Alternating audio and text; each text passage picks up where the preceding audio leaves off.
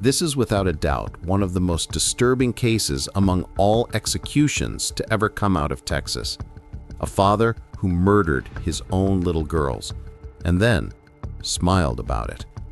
Today we're looking at the execution of John David Battaglia, the man who shot his daughters, Faith, 9 years old, and Liberty, 6 years old, inside his Dallas apartment while their mother listened helplessly on the phone.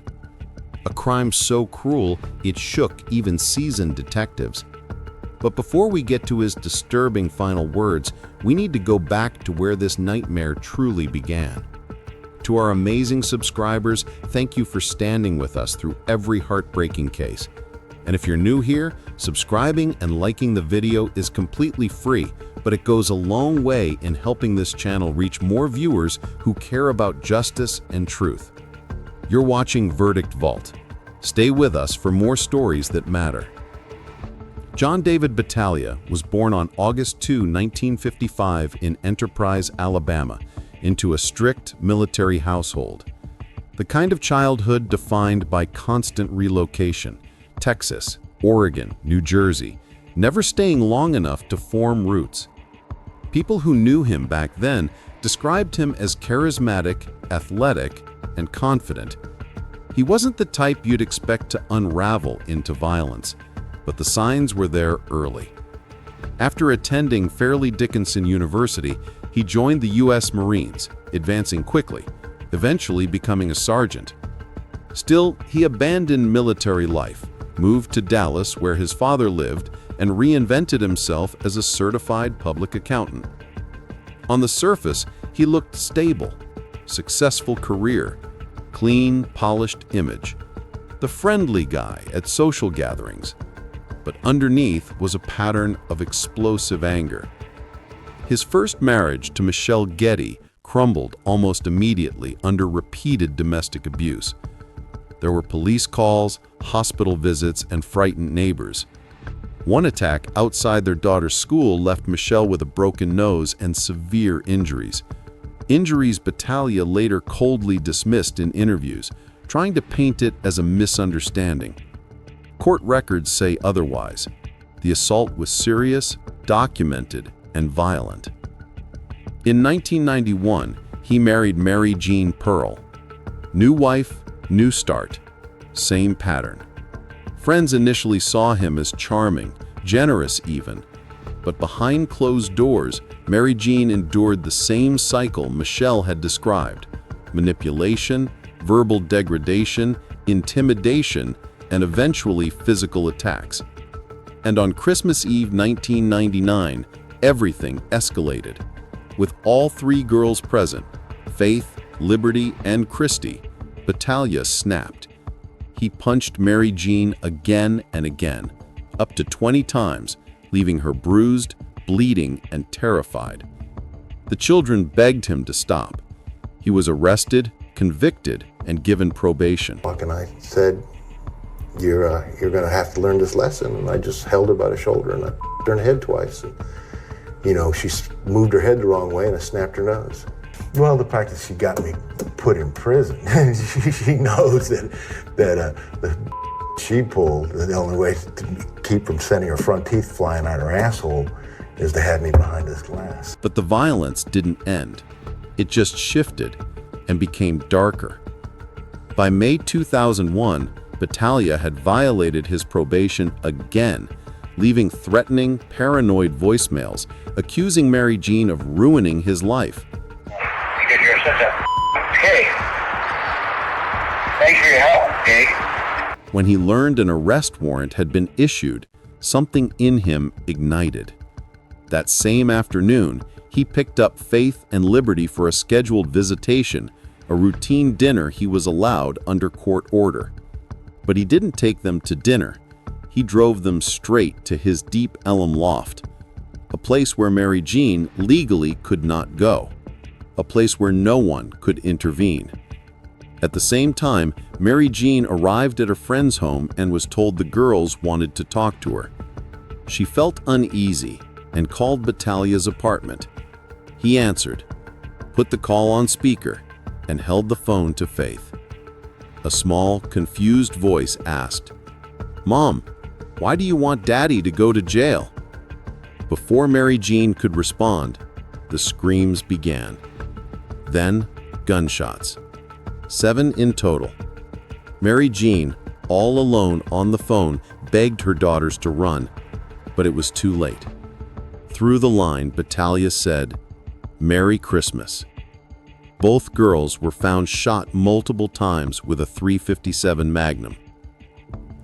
Oh, thank God. Okay, ma'am, I understand. To my baby and then he's the gun on.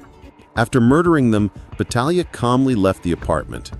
He went to a bar, then walked into a tattoo shop and ordered 2 red roses inked on his arm. One for faith, one for liberty.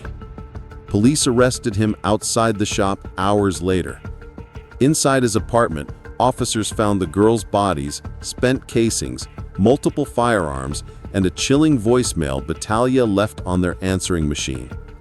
"Good night, my little babies. You were very brave girls." Good night, my little baby. I hope you're resting in a different place. I love you. I wish that you had nothing to do with your mother. She was evil, vicious, stupid. I love you very dearly. The capital murder trial began in April 2002. It quickly became one of the most shocking trials Texas had ever seen. Prosecutors laid out decades of domestic violence, supported by testimony from both ex-wives. Michelle described the brutal assaults.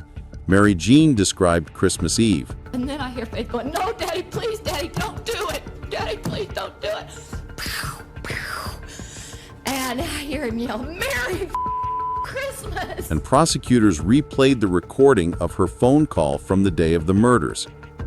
Jurors wiped away tears. Some later said they struggled to sleep afterwards. It took the jury 19 minutes to convict him of capital murder. During sentencing, Battaglia's defense attempted one final strategy, arguing he suffered from bipolar disorder and narcissistic personality disorder. Mental health experts testified on his behalf, but prosecutors countered with a simple argument. Battaglia wasn't delusional.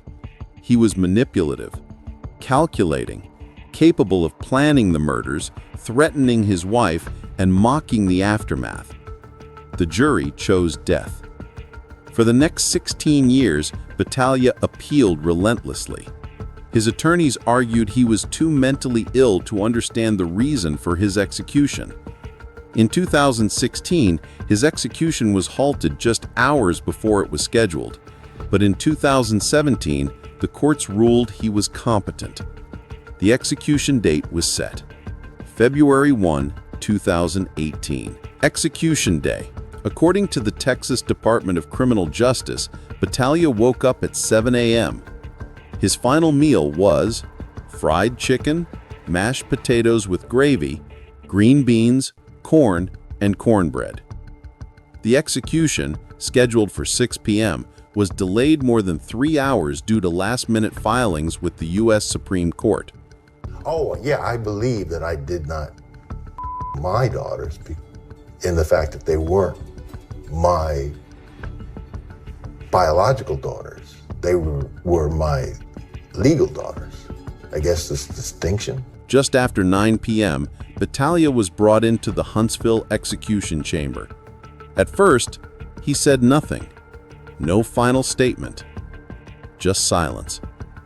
Then, he saw her, Mary Jean Pearl, standing behind the glass. He smiled, a small, mocking smirk, and said, "Well, hi, Mary Jean. I'll see y'all later. Bye." He turned to the warden and added, "Go ahead, please." At 9:18 p.m., the lethal dose of pentobarbital began. Seconds later, Battaglia lifted his head, grinned, and asked, "Am I still alive?" His last words were, "Oh, I feel it." He snored twice, exhaled deeply, and went completely still. Time of death, 9:40 p.m. Witnesses reported no visible signs of suffering. Mary Jean quietly stepped away from the glass, tears in her eyes. She said, "I've seen enough of him." What are my feelings when the warden will come get me and take me to the gurney at the Huntsville execution chamber? So I would imagine there'd be a little bit of anxiety, but other than that, it'd probably be a trip. I mean, how many people get to do that? It'll be odd, but scary, I don't think. I mean, what would be to be scared of? You know what's gonna happen. Except if they call the last minute and say, no, don't do it. And then you're like, oh, I gotta do this all over again? Because I've known guys who've done that 4 or 5 times and they just never are the same afterwards. John David Battaglia showed no remorse. Not in the courtroom, not on death row, not in his final seconds. Some argued mental illness complicated the case.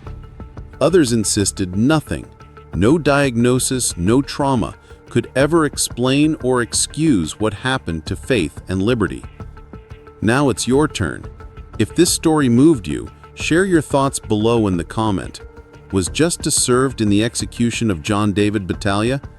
Don't forget to like, subscribe, and ring the bell if you want more stories that challenge our ideas about crime, punishment, and humanity. Thank you for watching Verdict Vault. Until next time, stay thoughtful, stay compassionate, and keep seeking the truth.